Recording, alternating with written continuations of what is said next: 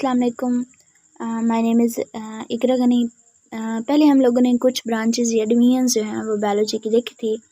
तो बायोलॉजी एक vast subject है, वो वहीं लिमिटेड नहीं थी। आज हम कुछ और जो है वो ब्रांचेस बायोलॉजी की देखेंगे।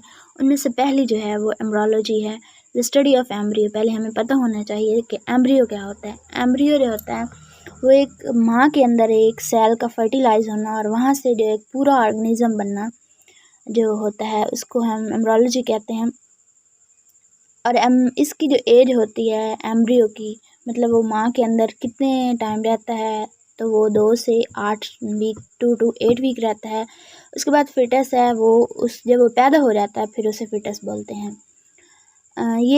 मतलब उस माँ के अंदर वो एक सेल से फर्टिलाइज होना, फिर उसके बाद जो है एक मुकम्मल ऑर्गेनिज्म बनना कि जो दुनिया में जो आके है वो सर्वाइव कर सके, उसकी स्टडी पूरी को जो है एम्ब्रियोलॉजी कहते हैं। जैसे कि आप एक पिक में देख सकते हैं, इस पिक में कि एक सेल से जो है वो कैसे चेंजेस आ रही हैं, कैसे कैसे डेवलपमेंट हुई है और एक मुकम्मल जो है वो ऑर्गेनिज्म जो है वो बना है, that is called embryology.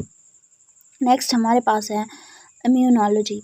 Immunology study of our protection from foreign micromolecule and invalid microorganism and our response to them. मतलब हमारे जिस्म के अंदर भी एक आर्मी ही कह लें पाई जाती है जो हमें प्रोटेक्ट करती है बाहर से आने वाली कोई भी चीज़ से। कोई बाहर से आ रही है तो वो क्यों आ रही है, उसका मकसद क्या है, अगर वो गलत है, हमारी सेहत के लिए ठीक नहीं है, तो उसे प्रोटेक्ट कैसे करते हैं।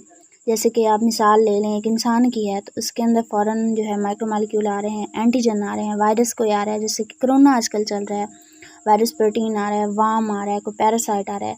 Everything that should not be in our body, जो हमारे जिस्म में नहीं थी, उसको जो है उस सारी की स्टडी को कि वो किस तरह आ रही है, हमारा जिस्म किस तरह उसे प्रोटेक्ट उसके ख़िलाफ़ लड़ रहा है। जैसे कि कोरोना आजकल चल रहा है, तो कोरोना में ये कहा जाता है कि जिस बंदे का इम्यून सिस्टम हाई हो वो कोरोना से बच सकता है, वो लड़ सकता है। नेक्स्ट हमारे पास है बायोटेक्नोलॉजी। मतलब लिविंग ऑर्गेनिज्म या उसके प्रोडक्ट को यूज़ करते हुए हम फूड, ड्रिंक या मेडिसिन या और जो अदर बेनिफिट है ह्यूमन को दे सकें या एनिमल स्पीशीज़ को जो है वो दे सकें, दैट इज़ कॉल्ड बायोटेक्नोलॉजी।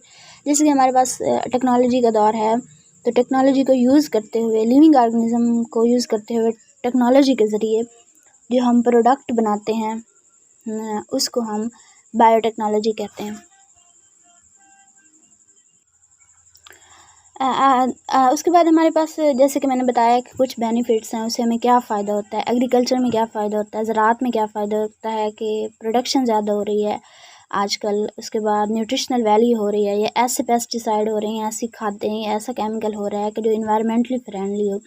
उसके बाद इसके बायो मेडिकल में इसके ये फ़ायदे हैं कि जो हम कोई बीमारी लगी है या हमें कोई ज़ख़म हुआ है, तो उसकी इंजरी जो है उसको रिकवर करने के लिए जो यूज़ हो रहा है उसे बायोमेडिकल मेडिकल डिवाइसेस यूज़ हो रही हैं, that is are called.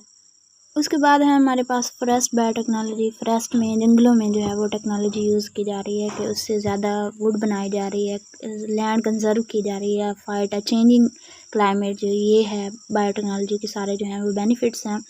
Next हमारे पास है पैरासाइटोलॉजी। पैरासाइटोलॉजी एक रिलेशनशिप है दो ऑर्गेनिज्म के अंदर, एक होस्ट है और एक पैरासाइट है।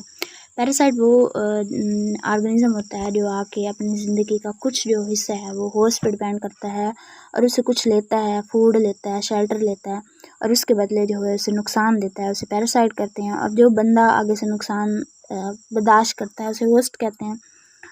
इसकी एग्ज़ाम्पल हमारे जिस्म में आप सिंपली ले लें कि हमारे जिस्म में जो है वो मच्छर आता है, हमारे जिस्म पे मच्छर आता है, तो वो आके जो है हमसे खुराक लेता है और उसके बदले में जो है हमें नुकसान करता है, हमें मलेरिया हो जाता है, डेंगू हो जाता है। तो ये पैरासाइटोलॉजी की एग्जांपल है। लेकिन नॉर्मली एक पैरासाइट जो है वो मुकम्मल तौर पे किल नहीं करता अपने होस्ट को। यहाँ पे हमारे पास कुछ एग्जांपल हैं ह्यूमन बीइंग्स में, बोथ मेल और फीमेल में, कि इन चीज़ों का जो है वो पैरासाइट का क्या जो है वो क्या है नुकसान होता है। जहाँ जैसे कि पिक में दिखाया गया है कि मॉस्किटो से मलेरिया, डेंगू हो सकता है। उसके बाद ब्लैक फ्लाई से हमें रिवर ब्लाइंडनेस हो सकती है। इसकी एक सिंपल सी एग्जांपल आप जुएँ ले लें जो हमारे सर में होती हैं, वो हमसे ब्लड लेती हैं और उसके इन रिटर्न जो है हमें नुकसान करती हैं। ये इस सारी स्टडी को हम पैरासाइटोलॉजी कहते हैं।